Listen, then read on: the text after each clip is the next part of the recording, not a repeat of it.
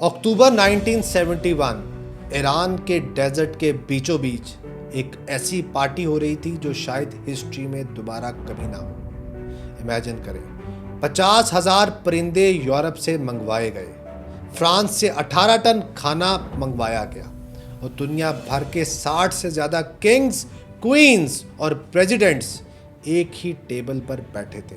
اس party کا بل آج کے حساب سے تقریباً $500 ملین سے بھی زیادہ تھا، لیکن اس شاندار سیلیبریشن کے بیچ میں ایک شخص تھا جو فخر سے اپنے آپ کو سائرس دا گریٹ سمجھ رہا تھا، لیکن اسے یہ معلوم نہیں تھا کہ جس ریت پر اس نے یہ محل بنایا تھا وہی ریت اس کے قدموں سے نکلنے والی تھی۔ ہسٹری کی سب سے مہنگی پارٹی کرنے والا بادشاہ آخر اپنے ہی ملک سے بھاگتے وقت اپنے جوتوں کی مٹی تک کیوں نہیں ساتھ لے جا سکا؟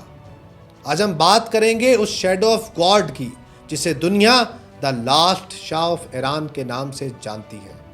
اس کا نام ہے محمد رضا پہلوی۔ دوستو، رضا پہلوی کی کہانی کسی فلمی سکرپٹ سے کم نہیں۔ وہ کوئی پرانی شاہی ڈائنسٹی سے نہیں تھا۔ اس کا باپ رضا شاہ ایک معمولی سپاہی تھا جو اپنی ہمت سے جنرل بنا اور پھر تخت پر قبضہ کر لیا۔ 1941 میں ورلڈ وار 2 کے دوران جب برٹش اور سوویت فورسز نے ایران پر حملہ کیا تو انہوں نے پرانے شاہ یعنی محمد رضا پہلوی کے باپ کو ہٹا کر 21 سال کے جوان محمد رضا کو تخت پر بٹھا دیا۔ ینگ شاہ کے پاس پاور تو تھی لیکن کنٹرول نہیں تھا۔ وہ ایک شرمیلا لڑکا تھا جو کارڈز اور فاسٹ لائف پسند کرتا تھا۔ لوگ سمجھتے تھے کہ یہ ایک پپیٹ کنگ ہے، لیکن 1953 میں ایک ایسا واقعہ ہوا جس نے اسے بدل کر رکھ دیا۔ کیا آپ کو پتا ہے 1953 سے پہلے ایران کا آئل ایران کا نہیں تھا، زمین ایران کی تھی، پسینہ ایرانین مزدوروں کا تھا، لیکن پروفٹ لنڈن جا رہا تھا۔ اس لوٹ کا نام تھا AIOC، جسے آج دنیا BP یعنی برٹش پیٹرولیم کے نام سے جانتی ہے۔ برٹش حکومت کو اس کمپنی سے اتنا ٹیکس ملتا تھا جو ایران کو ملنے والی ٹوٹل رائلٹی سے بھی زیادہ تھا۔ ابادان میں بنی دنیا کی سب سے بڑی ریفائنری ایک برٹش آئی لینڈ بن چکی تھی جہاں ایرانین کے لیے داخلہ منع تھا۔ یہ صرف بزنس نہیں تھا، یہ غلامی کی ایک نئی شکل تھی۔ لیکن پھر ایک شخص کھڑا ہوا، محمد مصدق۔ اس نے کہا، ہمارا تیل، ہمارا فیصلہ۔ 1951 میں اس نے برٹشرز کو نکال دیا اور آئل کو نیشنلائز کر دیا۔ اس بات سے برٹن کو سینچری کا سب سے بڑا جھٹکا لگا۔ لیکن دوستو، سپر پاور سے پنگا لینا اتنا آسان نہیں تھا۔ برٹن نے امریکہ کو کنونس کیا کہ مصدق کمیونزم کی طرف جا رہا ہے۔ بس پھر کیا تھا؟ امریکہ نے ایران میں داخل ہونے کا پلان بنایا اور پھر شروع ہوا آپریشن ایجیکس، جس نے ایران کی تاریخ ہمیشہ کے لیے بدل دی۔ اگر سمپل الفاظ میں کہوں تو یہ امریکہ اور برٹن کا ایک جوائنٹ انڈر گراؤنڈ مشن تھا جس کا مقصد ایران کے ڈیموکریٹکلی الیکٹڈ پرائم منسٹر محمد مصدق کی حکومت کا خاتمہ تھا۔ ہسٹورینز کہتے ہیں کہ کرمٹ روزویلٹ تھیلوں میں ڈالرز بھر کر تہران جاتا ہے۔ کرمٹ US پریزیڈنٹ تھیوڈور روزویلٹ کا پوتا تھا۔ اس نے گنڈوں اور بدماشوں کو پیسے دیے تاکہ وہ سڑکوں پر رائٹس کریں، نیوز پیپرز کو رشوت دی تاکہ مصدق کے خلاف جھوٹی خبریں لگ سکیں، ریلیجیس لیڈرز کو اکسایا کہ مصدق دین کے خلاف ہے۔ اگست 1953 میں تہران کی سڑکوں پر اچانک آگ لگ گئی۔ لوگ مصدق کے گھر پر حملہ کر رہے تھے، پولیس اور فوجی آپس میں لڑ رہے تھے۔ یہ سب ایک فورن فنڈڈ آرٹیفیشل کیوس تھا۔ مصدق کو اریسٹ کر لیا گیا اور ہمیشہ کے لیے نظر بند کر دیا گیا۔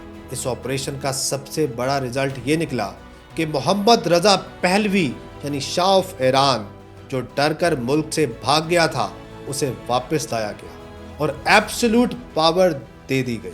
کیا آپ جانتے ہیں کہ صرف $1 ملین اور کچھ کرپٹ لوگوں کی مدد سے ایک پورے ملک کی تقدیر بدل دی گئی؟ 1953 میں ہونے والا آپریشن ایجیکس وہ ڈارک چیپٹر ہے جہاں سے ایران اور امریکہ کی دشمنی کا آغاز ہوا۔ ایک ایسا مشن جس سے ڈیموکریسی کو قتل کیا اور ایک ڈکٹیٹر شاہ کو دوبارہ تخت پر بٹھا دیا۔ آپریشن ایجیکس اتنا سیکرٹ تھا کہ امریکہ نے 2013 تک آفیشلی نہیں مانا کہ وہ اس میں شامل تھا، لیکن جب ڈاکیومنٹس ڈی کلاسیفائی ہوئے تو پوری دنیا دنگ رہ گئی کہ کیسے ایک فورن پاور نے ایک آزاد ملک کے اندر پپٹ شو کھیلا تھا۔ اب شاہ کا ایک ہی خواب تھا، ایران کو یورپ جیسا بنانا۔ اس نے شروع کی دا وائٹ ریولوشن۔ امیجن کریں 1960s کا ایران، عورتیں منی سکرٹس پہن رہی ہیں، تہران کی سٹریٹس پر امریکن کارز چل رہی ہیں، یونیورسٹیز بن رہی ہیں اور اکانومی راکٹ کی طرح اوپر جا رہی ہے۔ Iran was the island of stability in the middle east. لیکن پاور کا ایک نشہ ہوتا ہے اور نشہ انسان کو بلائنڈ کر دیتا ہے۔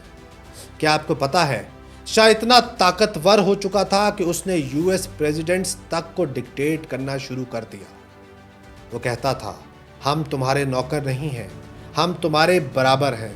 یعنی وہ بھول گیا کہ وہ اپنی قابلیت یا اسٹرینتھ پہ نہیں بلکہ امریکہ کی دوستی سے پاور میں آیا تھا۔ اس نے اسرائیل اور عرب ممالک کے بیچ بیلنس رکھا اور ایران کی آرمی کو دنیا کی 5th اسٹرانگسٹ آرمی بنا دیا۔ جب شاہ محل میں بیٹھ کر نئے ایران کے خواب دیکھ رہا تھا تب باہر کی گلیوں میں کچھ اور ہو رہا تھا۔ شاہ نے اپنی پاور کو بچانے کے لیے ایک انٹیلیجنس ایجنسی بنائی جس کا نام تھا سہواگ۔ سہواگ کے بارے میں ہم نے اپنی ڈاکیومنٹری آیت اللہ خامنائی میں بھی ذکر کیا ہے۔ یہ نام سنتے ہی ایرانین لوگوں کی رگوں میں خون جم جاتا تھا۔ سہواگ کے ٹارچر سیلز اتنے بروٹل تھے کہ ایمنسٹی انٹرنیشنل نے کہا کہ Iran has the highest rate of death penalties and torture in the world. ایک طرف تہران کی ایلیٹ کلاس فرینچ شیمپین پی رہی تھی تو دوسری طرف غریب کسان بھوک سے مر رہے تھے۔ شاہ نے پرانے ریلیجیس کلچر کو دبا دیا۔ اس نے اسلامک کیلنڈر تک بدل کر امپیریل کیلنڈر کر دیا۔ لوگوں کو لگا کہ شاہ ان کی روح چرا رہا ہے، اور اسی خاموش غصے کو ایک آواز ملی پیرس میں بیٹھے ایک بزرگ انسان سے جس کا نام تھا آیت اللہ خمینی۔ 1978 میں ایران کی سڑکوں پر پھر سے آگ لگ گئی، لاکھوں لوگ باہر نکل آئے۔ شاہ کو سمجھ نہیں آ رہا تھا کہ ہو کیا رہا ہے۔ اس نے سوچا میں نے ہاسپٹلز بنائے، سکولز بنائے، پھر یہ لوگ کیوں مجھ سے نفرت کرتے ہیں؟ اصل میں شاہ نے انہیں زمین تو دی مگر جینے کا سہارا چھین لیا۔ زمین کے چھوٹے ٹکڑوں پر ہل چلانا ناممکن تھا اور حکومت نے انہیں سستا بیج اور پانی وعدے کے مطابق نہیں فراہم کیا۔ کسان مجبور ہو کر شہروں کی طرف بھاگے جہاں انہیں صرف غربت اور ذلت ملی۔ لیکن یہاں ایک بہت بڑا راز تھا۔ شاہ کو کینسر تھا، وہ موت سے لڑ رہا تھا اور شاید اسی لیے وہ صحیح ڈیسیژن نہیں لے پا رہا تھا۔ اس نے کبھی سختی کی، کبھی معافی مانگی، لیکن بہت دیر ہو چکی تھی۔ جنوری 16 1979 ایک ٹھنڈی صبح تھی۔ محمد رضا پہلوی نے اپنے جہاز کے پاس کھڑے ہو کر ایران کی مٹی کو آخری بار دیکھا۔ اس کی آنکھوں میں آنسو تھے، وہ ہمیشہ کے لیے جا رہا تھا۔ یہ پارٹ سب سے ایموشنل ہے۔ شاہ جب ملک سے نکلا تو اسے لگا کہ اس کے دوست یعنی امریکہ اور برٹن اسے پناہ دیں گے، لیکن پالیٹکس بہت ظالم ہوتی ہے۔ جس شاہ کے لیے U S presidents red carpet بچھاتے تھے، آج وہی امریکہ اسے اپنے ملک میں داخل ہونے سے روک رہا تھا۔ پریزیڈنٹ جمی کارٹر نے کہا ہی از اے پولیٹیکل لائبلٹی۔ شاہ ایک ملک سے دوسرے ملک تک بھٹکتا رہا۔ ایجپٹ، موروکو، میکسیکو، کوئی اسے رکھنے کے لیے تیار نہیں تھا۔ ایک وقت وہ تھا جب اس نے $500 ملین کی پارٹی دی تھی اور اب اس کے پاس اپنا گھر تک نہیں تھا۔ آخر کار ایجپٹ کے سادات نے اسے پناہ دی۔ 27 جولائی 1980 کو کائرو کے ایک ہاسپٹل میں دنیا کا سب سے امیر بادشاہ تنہائی میں مر گیا۔ اس کی موت پر رونے والا ایران میں کوئی نہیں تھا کیونکہ وہاں ریولوشن کا جشن منایا جا رہا